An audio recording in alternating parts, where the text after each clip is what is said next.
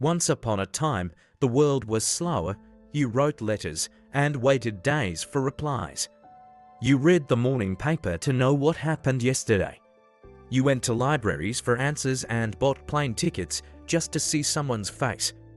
Then something changed, a quiet hum, a dial-up tone, a blinking cursor, and the world cracked open. The internet wasn't just a tool, it was a switch. And when it flicked, it never turned off again. At first, it was novelty, an experiment, a place to send emails, search facts, maybe chat with strangers in dark, pixelated forums. But soon, it became the pulse of everything, the nervous system of the planet. Information began to flow faster than thought. People connected across oceans like next-door neighbors. Businesses, politics, relationships, everything began to move through this invisible thread, binding us in ways we never imagined. The world didn't just go online, it changed forever. The first miracle of the internet was connection. A teenager in Brazil could talk to a gamer in Korea, a farmer in Kenya could check weather updates from satellites orbiting above. Soldiers on the front lines could video call their children on birthdays. Loved ones separated by oceans now fit into the palm of your hand. Connection became instant, borderless, and constant. Social media rose, and with it came new ways to see the world and to be seen. Facebook, Twitter, Instagram, TikTok. Each platform turned users into broadcasters. Voices that were once silent now reached millions. Stories that were buried began to rise, marginalized communities found visibility. Activism gained traction, revolutions were streamed in real time. The internet didn't just connect people, it amplified them. But with connection came something else, dependence. We became tethered to our screens, drawn in by the infinite scroll, the dopamine drip, and the illusion of closeness. We connected more, but did we feel more connected?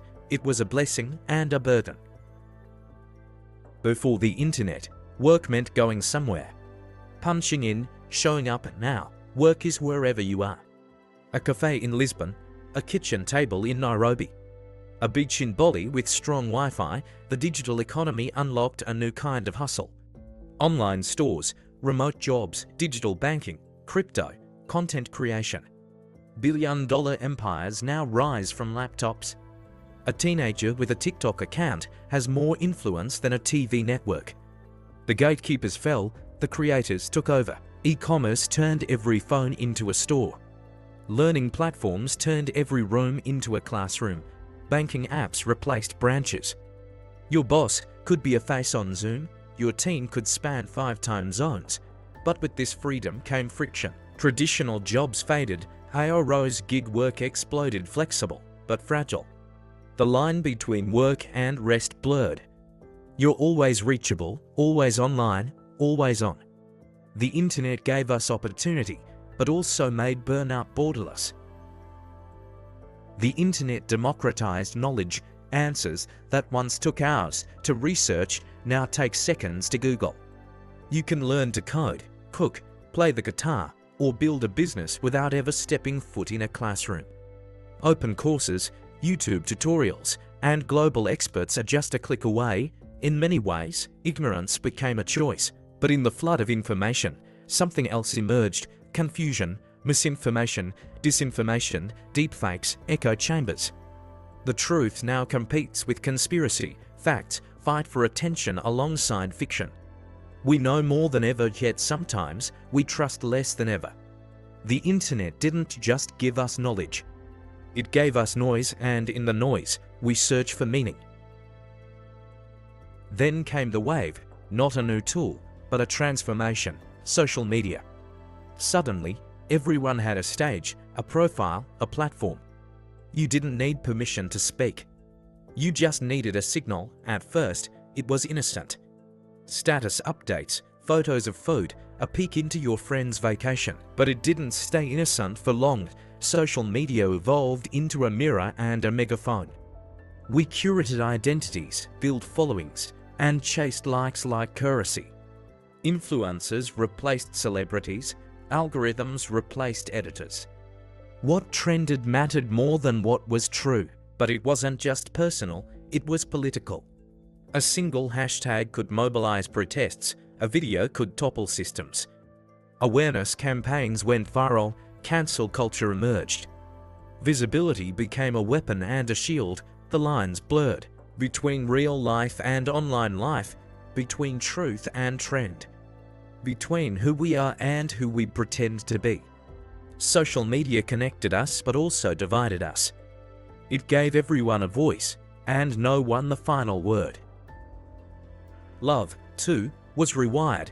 The internet changed how we find each other, how we stay in touch, how we fall apart. Dating apps replaced chance encounters, emojis replaced emotions. Screens became the middlemen in our most intimate moments. Long-distance couples now video chat through dinner. Friends reconnect after decades through a single message. Parents watch their children grow through a timeline, but something shifted. Attention got shorter, commitment lighter. The constant availability of someone new made it harder to stay. Conversations became texts, feelings became DMs, heartbreaks became status updates. We became connected, but sometimes lonelier than ever. Still, for many, the internet is salvation. It offers companionship in isolation, community in anonymity, shared pain, shared joy, shared memes that say what we're too tired to say ourselves.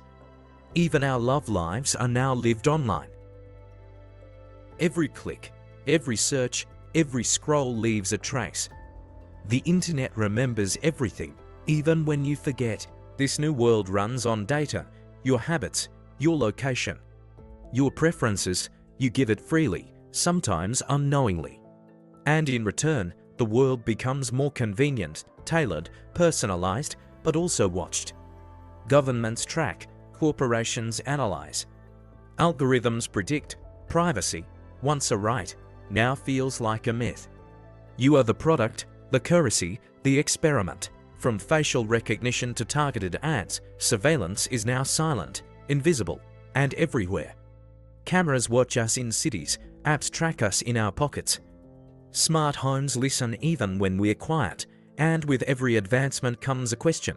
How much of ourselves are we willing to give for comfort? For access, for speed, we wanted a connected world. We got one. But who's really in control?